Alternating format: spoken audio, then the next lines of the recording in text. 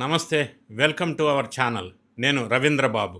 కూటమి ప్రభుత్వం మీద విషం చిమ్ముతున్నటువంటి కొంతమంది వ్యక్తులు పాస్టర్స్ రూపంలో కొంతమందిని రంగంలోకి దించి విచ్ఛిన్నం చేయాలని రాజకీయం చేసే ప్రయత్నంలో భాగంగా పాస్టర్ అభినయ్ దర్శన్ అనే వ్యక్తి డ్రామాలు బెడిసికొట్టిని పోలీసు వాళ్ళు మొత్తం స్టోరీని బయటికి తీశారు. వాస్తవాల్ని వెలుగులోకి తీశారు. గతంలో కూడా పాస్టర్ ప్రవీణ్ యాక్సిడెంటల్ డెత్ను కూడా రాజకీయంగా వాడుకోవాలని కూటమి మీద కుట్ర మళ్ళీ అప్పట్లో కూడా బెడిసి కొట్టింది.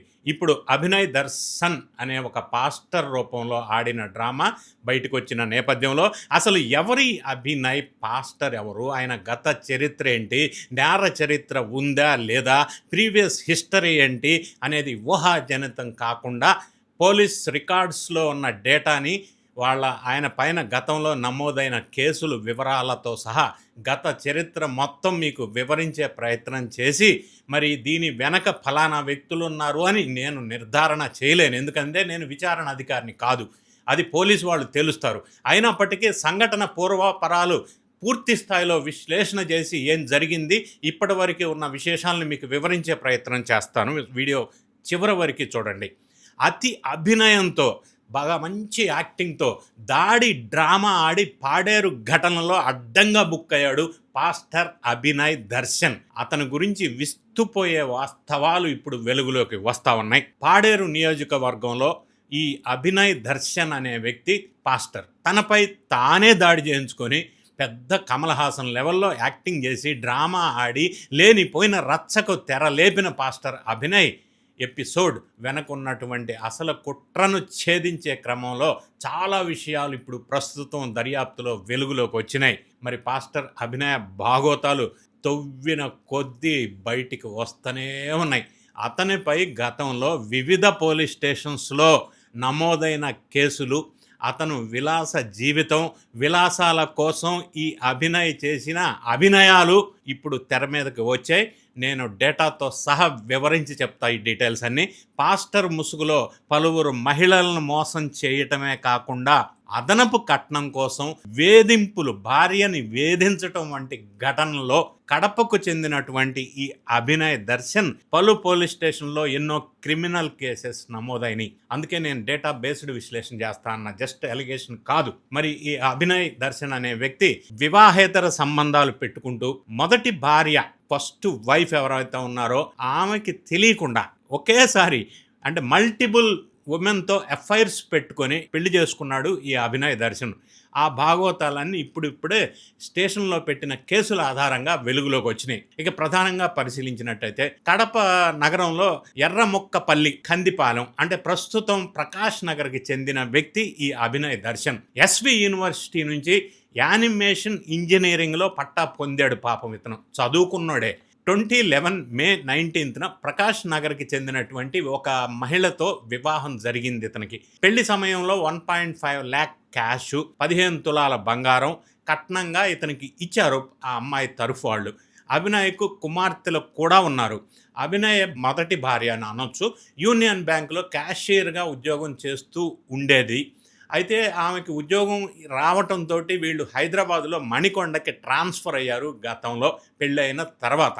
ఆ సమయంలో అభినవ్ దర్శన్ తనకు సినిమాల్లో అవకాశాలు వస్తున్నాయి, నాకు సినిమాల్లో భారీ ఆపర్చునిటీస్ వస్తున్నాయి, ఆ క్రేజ్ ఎక్కువ ఉంది దీనికి అని భార్యను తీవ్రంగా ఒత్తిడి చేసి ఆమె పేరుతో భారీగా అప్పులు, బ్యాంకుల్లో రకరకాల లోన్లు ఆమె పేరుతో ఎంతవరకు వీలైందో అంతవరకు తీసుకున్నాడు. ఆ డబ్బును భార్య అనుమతి లేకుండా హైదరాబాద్లో తన వ్యక్తిగత విలాసాల కోసం విచ్చల విడిగా ఖర్చు చేస్తూ భార్యని అప్పుల ఊబిలోకి దించేశాడు, నెట్టేశాడు. ఆమె పేరుతో తీసుకున్నాడు కాబట్టి అప్పులు, ఎందుకంటే ఆమె ఎంప్లాయీ కాబట్టి.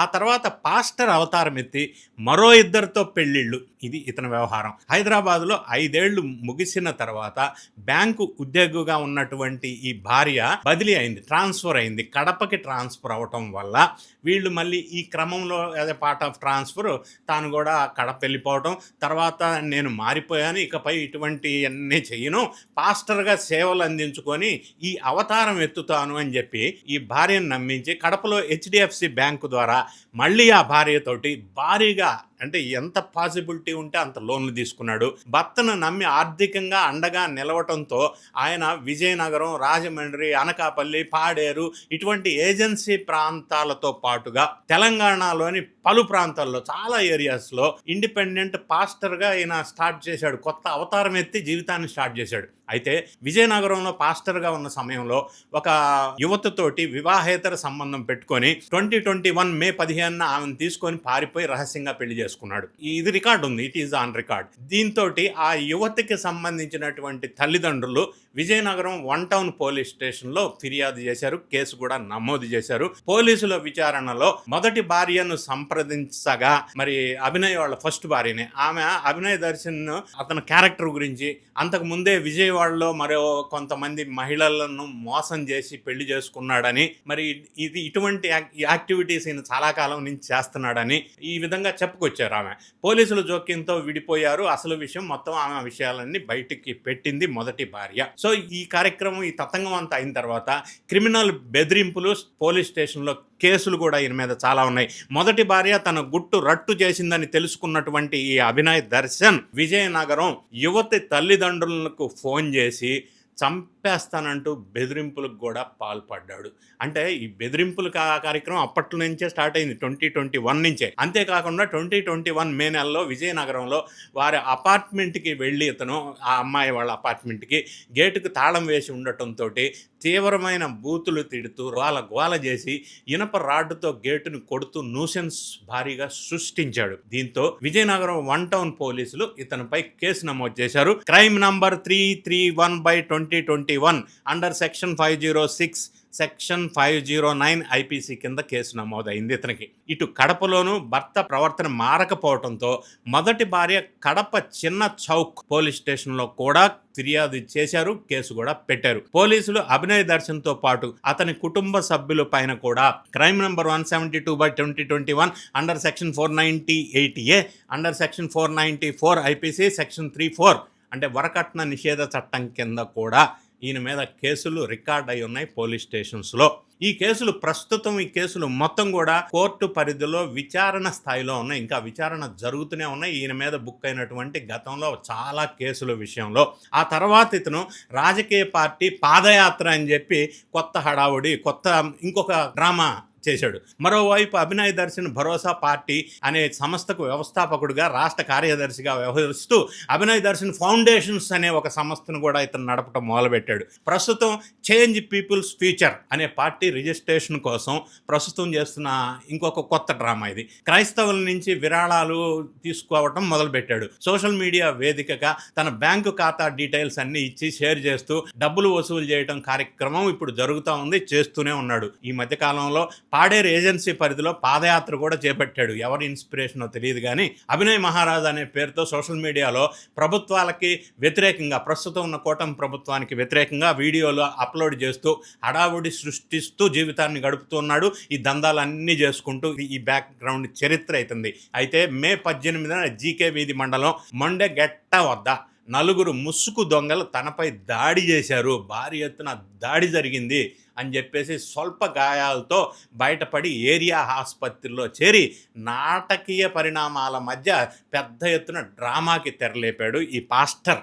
ఈ పాస్టర్ వృత్తిని, సామాజిక సేవని అడ్డు పెట్టుకొని బహుభార్యత్వానికి, అంటే మల్టిపుల్ రిలేషన్స్తో మహిళలతో పాల్పడుతూ మహిళల జీవితాలతో ఆటలాడుకుంటున్నటువంటి ఈ కిలాడి పాస్టర్ భాగవతాలు ఒక్కొక్కటిగా ఇప్పుడు వెలుగులోకి వస్తూ ఉన్నాయి. గతంలో ఉన్న పోలీస్ కేసులు కూడా ఇప్పుడు బయటకు వస్తూ ఉన్నాయి. అంటే రాజకీయం, కడప లింకులపై పోలీసులు కూడా దర్యాప్తు చేస్తున్నారు. ఎందుకంటే దీని వెనక కథ ఇంకా ఇప్పుడే విచారణ చేస్తున్నారు. ఇటీవల జరుగుతున్నటువంటి వరుస పరిణామాలతో పోలీసులు మరింత లోతైన దర్యాప్తు చేపడుతున్నారు.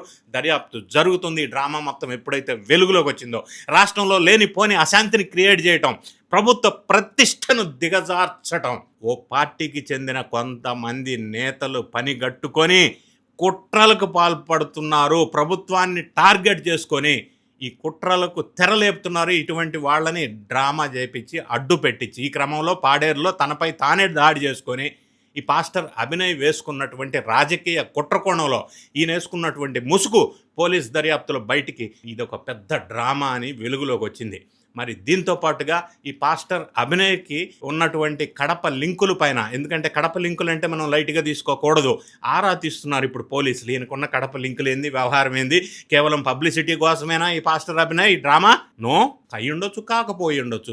రాజకీయ కుట్రకోణం ఏమైనా ఉందా? ఇది సీరియస్ మ్యాటర్ కదా. గతంలో పాస్టర్ ప్రవీణ్ విషయంలో అదే జరిగింది. సో ఈ కోణాల్లో పోలీసు వాళ్ళు పూర్తి స్థాయిలో దర్యాప్తు చేస్తున్నారు. మరి ఏ విషయాలు వెలుగులోకి వస్తాయి, ఈయన కడపకి ఉన్న లింకులేంటి, ఆ వెనక ఈయన ముందు పెట్టుకొని ఆడిస్తున్న రాజకీయ వ్యక్తులు, శక్తులు, సూత్రధారులు ఎవరు, ఆ విషయాలన్నింటినీ ఇప్పుడు వెలుగు తీస్తున్నారు పోలీసులు. వెలుగు తీస్తే ఏ విషయాలు వెలుగులోకి వస్తాయో మనం వేచి చూద్దాం. ఇటువంటి కుట్రకోణాలు పాస్టర్స్ ముందు పెట్టుకొని ఎందుకు రెచ్చగొడుతున్నారు అనేది అర్థం కాని అంశం. కూటమి ప్రభుత్వం అలర్ట్గా ఉండాలా, పోలీసు వాళ్ళు దీని వెనక ఉన్న వ్యక్తుల్ని నిగ్గు తేల్చాలా. అలా జరుగుతుందని ఆశిద్దాం. వీడియో నచ్చినట్టయితే లైక్ చేయండి, మీ ఫ్రెండ్స్కి షేర్ చేయండి. Thank you so much for watching.